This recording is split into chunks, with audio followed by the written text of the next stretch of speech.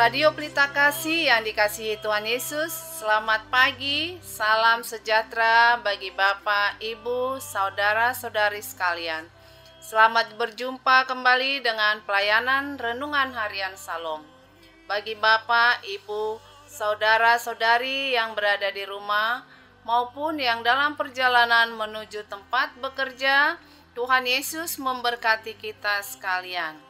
Saya Sintua Melkida Marbun Boru Panggabean dengan sukacita akan melayani Bapak, Ibu, Saudara-saudari sekalian sebagai pelayan pendamping pembawa renungan. Renungan di pagi hari ini dibawakan oleh Pendeta Sahat Parulian Nababan STH dari HKBP Kernolong Resort Jakarta. Baiklah, kita awali ibadah pagi ini dengan doa yang dibawakan oleh pembawa renungan.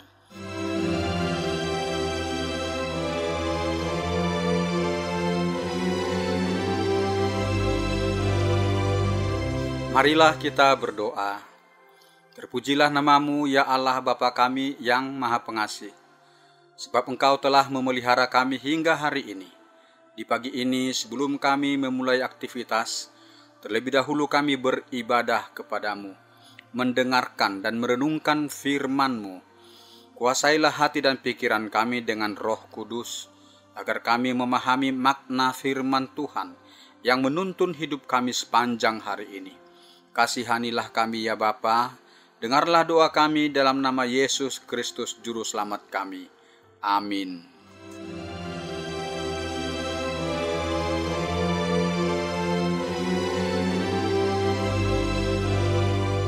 Bapak, Ibu, Saudara-saudari yang dikasihi Tuhan Yesus Kristus yang mendengarkan siaran Radio Pelita Kasih di pagi hari ini, renungan bagi kita hari ini tertulis dalam Injil Matius 11 ayat 25 sampai 30. Matius 11 ayat 25 sampai 30, beginilah firman Tuhan.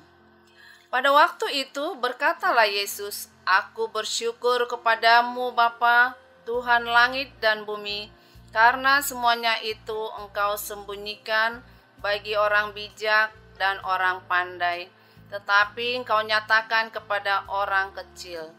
Ya Bapa, itulah yang berkenan kepadamu. Semua telah diserahkan kepadaku oleh Bapa-Ku, dan tidak seorang pun mengenal anak selain Bapa, dan tidak seorang pun mengenal Bapa selain anak, dan orang yang kepadanya anak itu berkenan menyatakannya. Marilah kepadaku semua yang letih lesu dan berbeban berat, aku akan memberikan kelegaan kepadamu. Pikulah kuk yang kupasang dan belajarlah kepadaku, karena aku lemah lembut dan rendah hati, dan jiwamu akan mendapat ketenangan. Sebab kuk yang kupasang itu enak dan bebanku pun ringan. Demikianlah firman Tuhan. Ayat pembimbing bagi kita adalah dari ayat 28.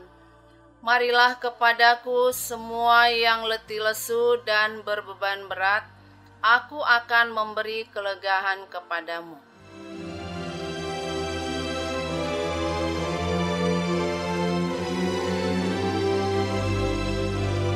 Para pendengar yang dikasihi Tuhan Yesus Kristus, tema renungan kita hari ini adalah terimalah kelegaan dari Yesus.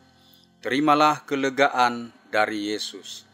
Tema ini berpedoman ke ayat 28 yang mengatakan, "Marilah kepadaku semua yang letih lesu dan berbeban berat, aku akan memberi kelegaan kepadamu."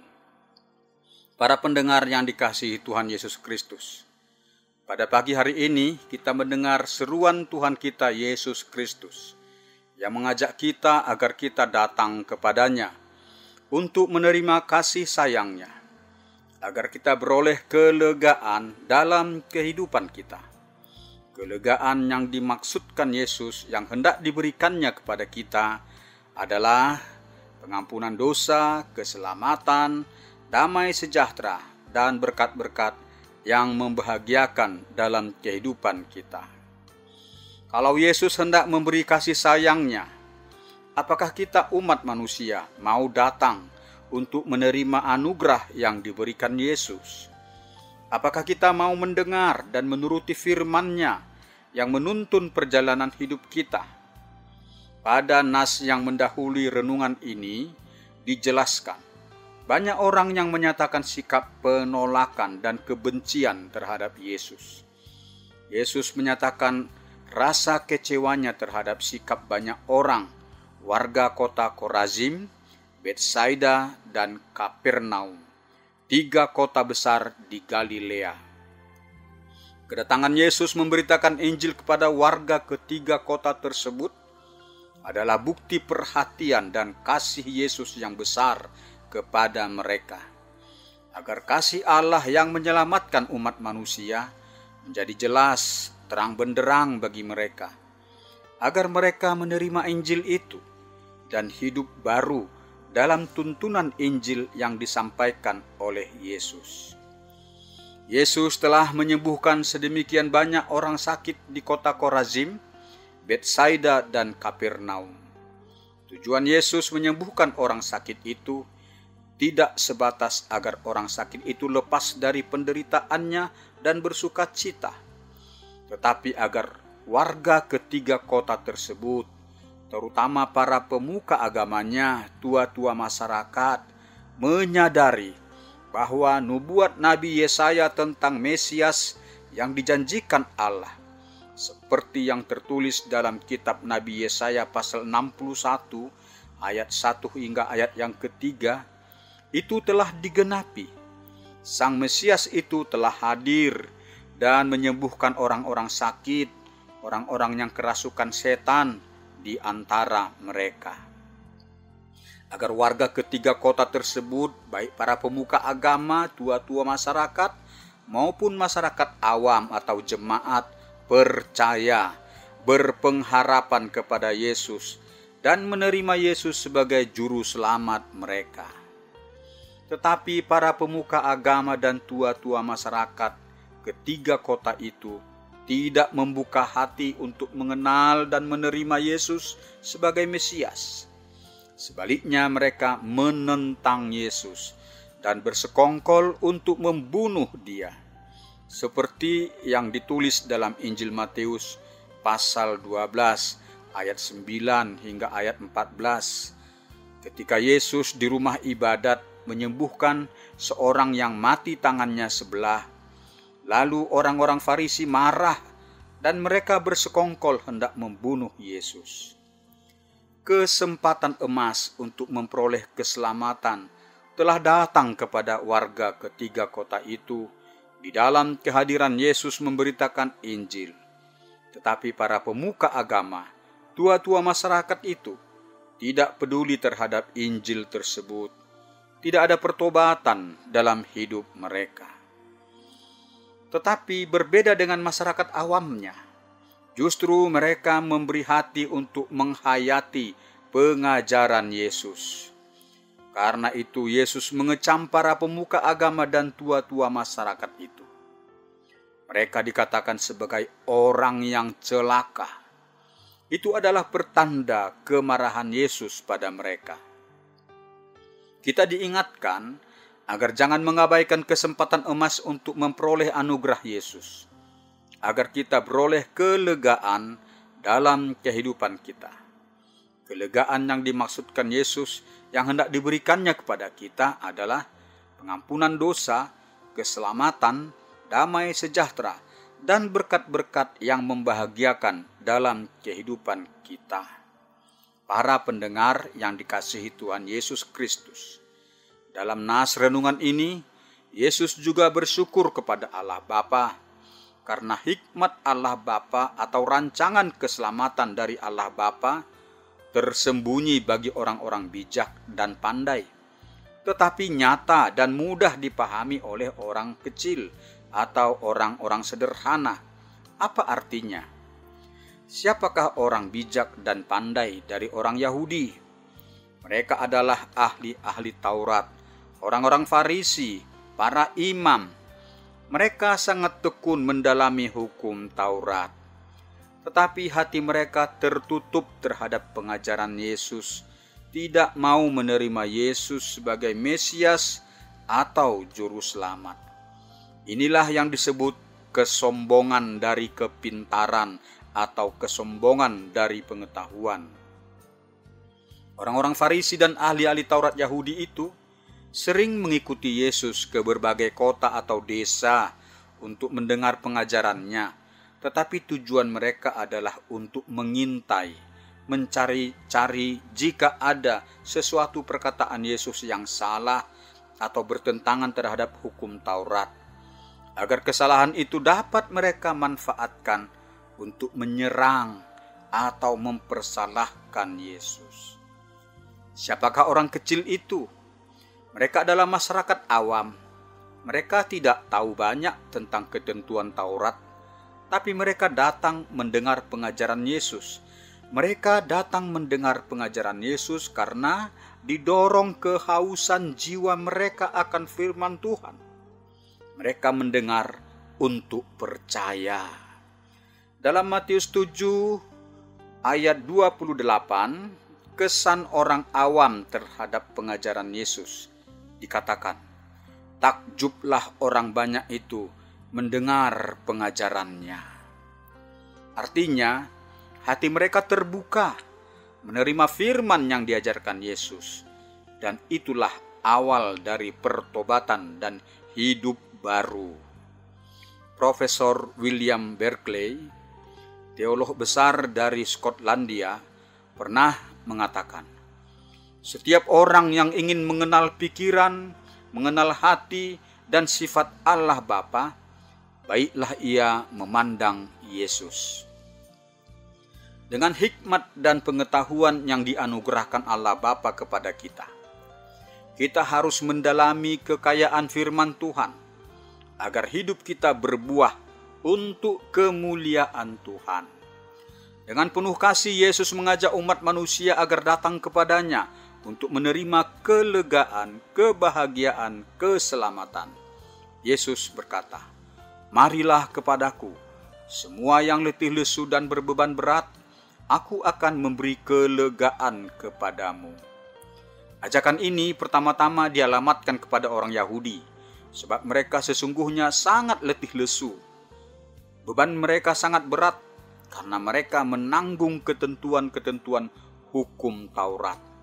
Sebab ahli-ahli Taurat Yahudi telah menetapkan 613 peraturan yang setiap saat harus ditaati orang Yahudi jika ia ingin berkenan bagi Tuhan. Demikianlah pengajaran ahli-ahli Taurat Yahudi. Sehubungan dengan banyaknya peraturan Taurat itu, Profesor William Berkeley mengatakan, orang Yahudi itu hidup di tengah-tengah hutan peraturan yang mengatur setiap kelakuan mereka. Contoh, peraturan tentang Sabat. Pada hari Sabat, siapapun yang sakit, bagaimanapun keadaan sakitnya, dilarang pergi berobat. Dan tabib dilarang mengobati orang sakit. Sebab pergi berobat dan mengobati masuk kategori bekerja. Kalau Taurat Sabat itu dilanggar, berat hukumannya. Orang yang berbeban berat karena memikul ratusan ketentuan Taurat itulah yang diajak Yesus untuk datang kepadanya agar Yesus memberi kelegaan. Bukan berarti orang yang datang kepada Yesus jadi bebas dari ketentuan-ketentuan Taurat atau norma kehidupan. Bukan berarti orang yang datang kepada Yesus bisa berperilaku liar, sesuka hati, yang akhirnya menjadi budak dosa. Bukan. Dalam khotbah di bukit Matius 5 ayat 17 dan beberapa ayat berikutnya, Yesus menjelaskan bahwa ia tidak membuang hukum Taurat. Bahkan ia mengatakan kepada pendengarnya, perilakumu harus lebih baik dari ahli-ahli Taurat. Selanjutnya Yesus mengatakan, pikullah kuk yang kupasang dan belajarlah kepadaku, sebab kuk yang kupasang itu enak dan bebanku pun ringan. Kuk adalah tiang kayu atau lengkungan kayu yang diikat dengan tali pada leher lembu atau kerbau. Lalu bajak dihubungkan dengan kuk itu untuk membajak tanah atau lahan pertanian. Orang Yahudi sering menyebut menerima dan menaati perintah Allah adalah menerima kuk Allah. Yesus memakai gambaran kuk itu untuk mengatakan pengajarannya. Kuk yang diberikan Yesus adalah norma ajaran yang baru. Dan kita harus terus belajar kepada Yesus. Belajar akan firman-Nya dan belajar dari keteladanannya. Yesus mengajarkan, inti dari segala hukum Taurat dan pengajaran nabi-nabi adalah kasihilah Tuhan Allahmu dengan segenap hatimu, dengan segenap jiwamu, dan dengan segenap akal budimu. Kasihilah sesamamu manusia seperti dirimu sendiri. Matius 22 ayat 37 sampai ayat 40. Jadi kalau kita mengasihi Allah, mengasihi Yesus, maka dengan sukacita kita menaati firman-Nya. Kalau kita mengasihi sesama seperti diri sendiri, maka dengan sukacita kita berbuat yang terbaik bagi sesama kita, sesuai dengan firman Tuhan. Dan setiap ketaatan yang kita lakukan dengan sukacita, itu tidak menjadi beban. Para pendengar yang dikasihi Tuhan Yesus Kristus, hal kedua dari ajakan Yesus kepada orang yang letih lesu dan berbeban berat itu termasuk juga. Jika kita berbeban berat dan menghadapi pergumulan dalam kehidupan kita atau perasaan letih lesu karena beban dosa kita, hendaklah kita datang kepada Yesus untuk mendapat kelegaan, pengampunan dosa dari Yesus. Sebab Yesus sangat mengasihi kita. Dan Yesus menantikan kita datang meminta kepadanya. Ada orang yang dalam kesusahan atau pergumulan hidupnya, ia justru mencari kelegaan hidupnya dengan hiburan-hiburan duniawi, bahkan hingga terjerat dalam hal-hal yang merusak, menghancurkan hidupnya, dan menyusahkan keluarganya. Sementara pergumulan hidupnya itu tidaklah terselesaikan. Ia mencoba menyelesaikan masalah dengan berbuat masalah yang baru. Tetapi kelegaan yang sejati hanya kita peroleh dalam persekutuan kita dengan Tuhan Yesus. Dalam ibadah, penyembahan, doa, dan dalam menghayati firman-Nya. Kalau Yesus mengatakan, marilah kepadaku semua yang letih lesu dan berbeban berat, itu berarti bahwa kita harus datang dan menyerahkan beban hidup kita, kecemasan hati kita kepada Yesus. Kita harus percaya bahwa Tuhan akan bertindak untuk menolong kita. Seperti yang dikatakan firman Tuhan dalam kitab Mazmur pasal 37 ayat 5 sampai ayat 6 mengatakan, serahkanlah hidupmu kepada Tuhan dan percayalah kepadanya. Dan ia akan bertindak. Ia akan memunculkan kebenaranmu seperti terang dan hakmu seperti siang. Dan Nabi Yeremia mengatakan firman Tuhan dalam kitab Yeremia pasal 17 ayat 7 hingga ayat 8 mengatakan, diberkatilah orang yang mengandalkan Tuhan, yang menaruh harapannya pada Tuhan. Ia akan seperti pohon yang ditanam di tepi air, yang merambatkan akar-akarnya ke tepi batang air, dan yang tidak mengalami datangnya panas terik, yang daunnya tetap hijau, dan yang tidak berhenti menghasilkan buah. Yesus merindukan kita datang kepadanya untuk menerima kelegaan, sukacita, damai sejahtera daripadanya. Datanglah dan terimalah anugerah dari Tuhan Yesus. Demikianlah renungan bagi kita hari ini. Tuhan Yesus memberkati kita sekalian dalam pekerjaan dan usaha dan aktivitas kita.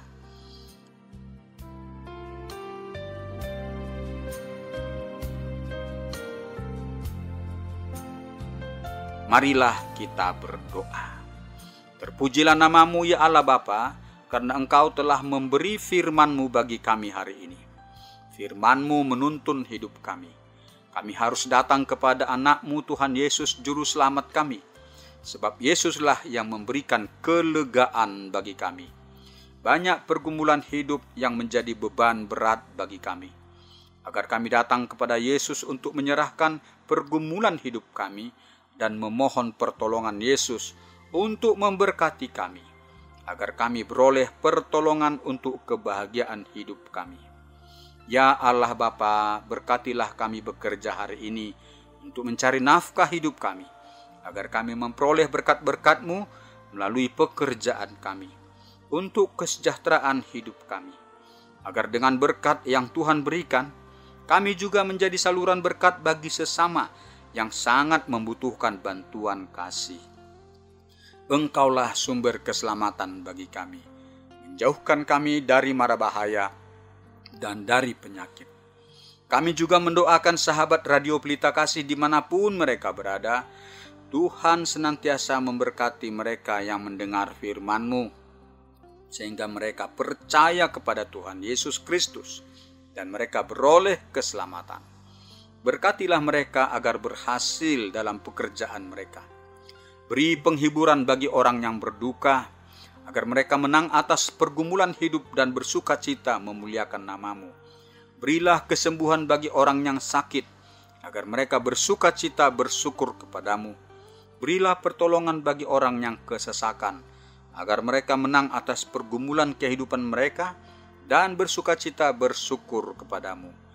Berkati juga Radio Pelita Kasih yang Tuhan pakai untuk memberitakan firman-Mu, agar tetap jaya mengudara menjangkau banyak orang yang merindukan syafaan firman-Mu. Dengarlah doa kami, dalam nama Yesus Kristus kami berdoa. Amin.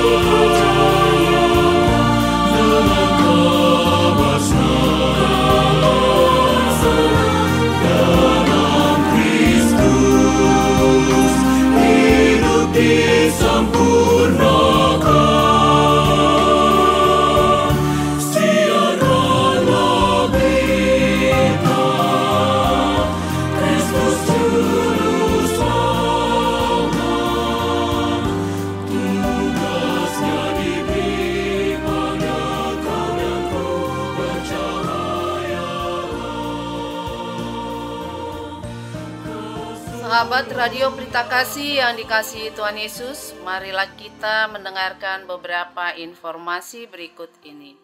Bila Anda ingin merespon renungan pada pagi hari ini, dapat menghubungi Pendeta Sahat Parulian STH di nomor telepon 0813 6170 5696. Jika sahabat Radio Pelita Kasih ingin mendengar ulang renungan ini, dapat mendengar di YouTube kanal HKBP Kernolong. Tersedia juga renungan malam setiap harinya. Renungan harian Salom ditulis oleh para hamba Tuhan dari berbagai gereja, saat ini didistribusikan melalui online.